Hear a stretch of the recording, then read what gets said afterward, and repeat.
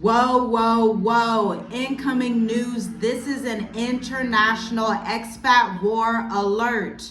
Warning, the U.S. has deployed forces near Venezuela. And when the U.S. Navy moves, the world listens. Right now, the Pentagon has quietly deployed 4,500 sailors, Marines, and warships. Breaking news. This is coming from Al Jazeera. I do not know why they're not talking about this. I do not know why people are not aware of what is happening. But this is a steep escalation in U.S.-Venezuela relations, and I think it may impact the entire Caribbean. Let's talk about it. Now listen, if you are an expat in the Caribbean, if you are thinking of going near the Caribbean, if you are going to that area, I need you to be awake, alert, and aware. St. Vincent, Jamaica, the Bahamas, there is a lot going on down in the Caribbean. And the U.S. has stationed so many of their army, their Marines, their military, their entire naval fleet to this area to prevent the war on drugs from escalating. History has a pattern, and it is repeating right now. Washington never moves warships without having a strategic intent. These drug operations have been used before. I want you to think about Panama. I want you to think about Colombia, even Haiti. But every major U.S. deployment in Latin America carries a much deeper agenda. I'm telling you, America is desperate. The Western nations are desperate, okay? They know their economy's crashing. They know they do not have an international network the way that China has a network all throughout the continent of Africa, all throughout Asia, all throughout Russia, China. China has this international network, and the U.S. is like, hey, we cannot make friends, so we have to make them by force, by having an issue, then escalating that issue, and they know, you know what happens after that. Venezuela has the largest proven oil reserves in the entire world. It also happens to be backed by none other, get this, Russia, China, and Iran. These three nations are already at the center of U.S. sanctions and proxy conflicts. So when you see missile destroyers, amphibious assault ships, and the entire drones parked in the Caribbean, don't just think cartels, think geopolitical chess match. And this is why you as an expat have to pay attention. If you are living near Latin America, if you are in America, if you were thinking of traveling or retiring to the Caribbean, this is not just background noise. These are life changers. You are guaranteed, I can guarantee you, you are going to see travel restrictions that are going to follow this military buildup. Currency shocks are going to ripple through Latin America and neighboring countries in the Caribbean and South America. Okay, expat community hotspots like Panama, Colombia, and the Dominican Republic can see higher scrutiny, curfews, or even worse. And who knows what even worse can even mean? It can look like crime. It can look like issues at the border. It can look like all of a sudden they don't like the fact that you have a blue passport because of your administration and leader, okay? If the U.S. tips from presence into action, you do not want to be caught improvising a plan. I'm telling you, hit the like button, share this video to 50 people. It's that serious. This is life or death when the Marines and the naval fleets are on the ground or on the sea, as I should say. I saw a graphic of this earlier. It came across my desk and I was like, oh my goodness, this is insane. I have to tell the people. I'm gonna post about it on our blog, journeywithusmovetoafrica.com. You may want to visit it. It's a free blog. You can binge all of our resources because as an expat, I'm trying to break down how serious this is to you. Being an expat and understanding these hot zones, areas where danger and war can pop off, is a life or death situation that you cannot play with. You have to understand what is happening, okay? This is not fear-mongering. This is wisdom, especially if you have children, nieces, nephews, or you're just someone who happens to actually want to live past 50, 60, 70 years old. Then you want to be aware of these things and know where is it actually safe. Because we are in a multipolar world, and the US and France and Germany and the UK, they don't necessarily like that. And so you're going to have these things that are popping up all over the world with China and Taiwan, now the US and Venezuela, and they're going to bring in other Caribbean and South American territories into it. They're going to bring in Russia and China. And what do you think Russia and China and Iran are going to say about this? Okay. Now, this is the global economy edge. Military deployments do not just rattle local economies. Let me tell you about these oil prices. Venezuela's reserves matter. If warships cut supply lines or sanctions tighten, crude prices spike. And when oil jumps, inflation jumps for those of you in America. Period. Shipping routes. Let's get to it. The Caribbean is a critical maritime highway. Rerouted ships mean higher costs for goods across the Americas. And dollar strength versus weakness? Oh my. Conflict tends to strengthen the dollar short term, but in the long term, it has prolonged deficits due to debt and everything else that is happening with the USD right now. But this is a good time for you to get in the crypto and gold fight, right? So thinking about Ethereum, Bitcoin, gold, XRP, silver, these are the assets that you want to have handy. These are I almost want to put it this way. If you think of the world as multipolar, think of your investment strategy and the way that you're purchasing goods also as multipolar, meaning you're not just putting all of your eggs in one basket, but you are aware of what is going to increase. I'm telling you right now, if you understand investing, gold has been bullish since 2022, 2023. And gold right now is sitting at about $3,600 per ounce.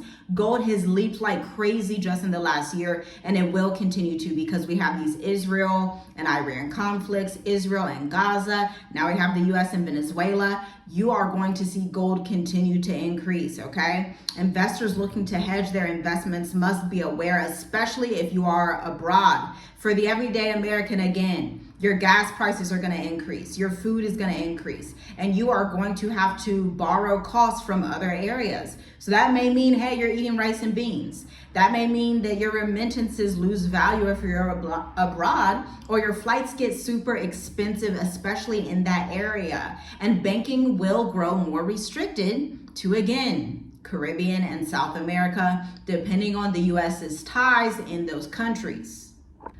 My gosh. We are in a full-on invasion of basically Venezuela, but I can't believe I forgot to ask you to hit the like button. If this is the first time that you're hearing this, hit the like button. If you like this presentation, hit the like button. If you feel like people should be aware of this and this isn't something that's like, oh, let's just pretend that the US didn't just try to invade Venezuela through the ocean, like, if you appreciate this information, hit the like button, because it is an honor and privilege for me to be serving you in this capacity. But now let's talk about what is going to happen inside the Americas, because again, this is not just about Venezuela.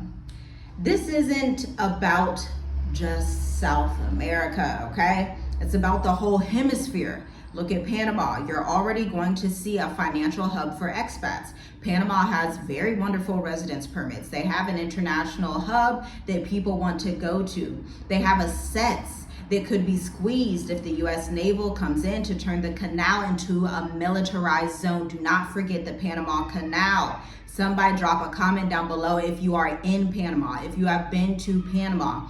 Let us know what's happening on the ground and why the Western nations could be doing this. Colombia, as a close ally, may see spillover deployments, which means instability in border regions. If you are in Colombia, you want to consider leaving or going somewhere that's safer away from the border. I would really suggest leaving. I tend to not like to be in regions that have war, because there is the risk that you can be caught in it. This is why I very much love neutral nations, okay? Then, like I said, the Caribbean, we have to look at Haiti, we have to look at Puerto Rico, we have to look at the Dominican Republic, because they are staging grounds. You can expect much more surveillance and potential travel limits, as if we didn't already have enough travel limits this year with the 36-country travel ban that President Trump issued and has actually initiated. Then last week we were talking about how they're potentially going to sanction South Africa.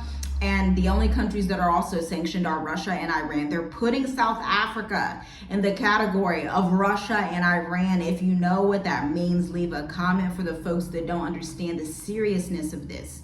And then we have Brazil and Mexico, where guess what? There are so many Americans living in Brazil. Both are in Mexico. Both are energy giants, but a prolonged standoff can push them closer to China and Russia. I'm about to hop out my chair. Did you hear that? A prolonged standoff between Brazil and Mexico and the US can push them closer to China, because remember, we have BRICS, which is Brazil, Russia, India, China, South Africa. Brazil is literally the B in BRICS. This could be the thing that tips them off the edge and says, you know what, we're done. We're going to initiate this BRICS currency and we're going to shut down the US dollar. For the first time in decades, the Western Hemisphere is looking a lot less like a backyard for Washington and more like a contested battleground. This is unlike anything we have ever seen before. I want you to get this. I need you to get this. Listen, the 20th century's Latin American interventions were regional because we lived in a much different type of world than we do today in 2025. It was confined, quick, and often forgotten, right? They didn't have social media as much. Everybody wasn't global, seeing what's happening in other territories and other countries. But this time, the stakes are worldwide.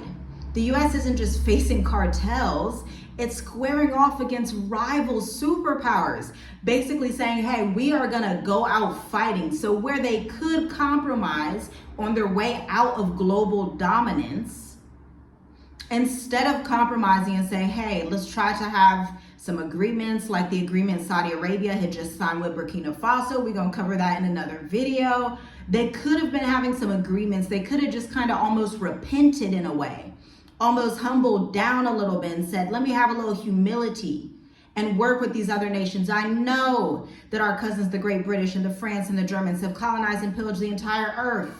And we have also benefited from that and done crazy things in Haiti, horrible things in Afghanistan. But instead of being honest about that, instead they are saying, look, we're going to go out fighting. Every piece of equipment, every Marine, every naval fleet that we have available, we are going to use it fiercely and with force to show our American imperialism. And look, North America, Central America, and South America are not insulated. They're part of a collapsing global order tied to sanctions, SWIFT bans, and digital currency wars. Expats are not spectators in this. They're directly impacted because your banks may begin to be frozen. Visas will be slowed down and you will experience travel bottlenecks if you're going to that side of the world. I'm gonna put it out there. If I were you, I'm gonna pretend I'm speaking to somebody in my own family. If my children, I'm speaking to them, I would tell them straight up, leave all of the Americas behind, period. I'm telling, if at all possible, leave the Americas behind because they are going to collapse together, okay? And listen, here's a quick simulation. Let's just run a little simulation together. I love doing this exercise because it's just really interesting. So let's play this forward. Day one, the naval blockade is announced today or yesterday. Oil jumps from $82 to $110 per barrel. My. Airlines cancel routes to Venezuela and neighboring countries. Week one, Venezuela retaliates by cutting crude export to the US and its allies. Gas stations in America report shortages and prices push $7 per gallon in some states. The Caribbean tourism absolutely collapses. Then month one, Russia and China could possibly declare support for cartels. Sanctions expand. Latin American markets fall 15 to 20%. Mexico begins courting Beijing for trade stability, basically forcing Latin America to fall into the hands of China. Month three, if this continues. Let's go. The US faces domestic inflation shock while financing a new overseas deployment. Debt markets panic, yields spike, recession risks triple. We're already reaching a point where the job market, I don't know if you guys are aware, the job market right now is the equivalent to what it was in the pandemic in 2021. Meaning it's as if America is closed down, but America's open. And then you put this type of thing on top of it. Month 3, which is literally October, November, December, all of this can happen. And essentially the market can collapse and you're going to see a hyper recession. Expats in Colombia and Panama and the Dominican Republic face military checkpoints and travel restrictions. This could be a possibility in December. That's how quickly a counter-narcotics operation can morph into an economic and geopolitical hurricane. And for you expats out there, this is a reminder, you are not just moving countries. You're moving into a shifting global chessboard. I'm going to tell you right now, there are 2 continents that I would be in right now. They are only Africa and Asia, period. And there are certain regions within both of those continents that I still would not live in. I'm just letting you know very plainly. If you live in the wrong country and you have a military escalation, you are stuck.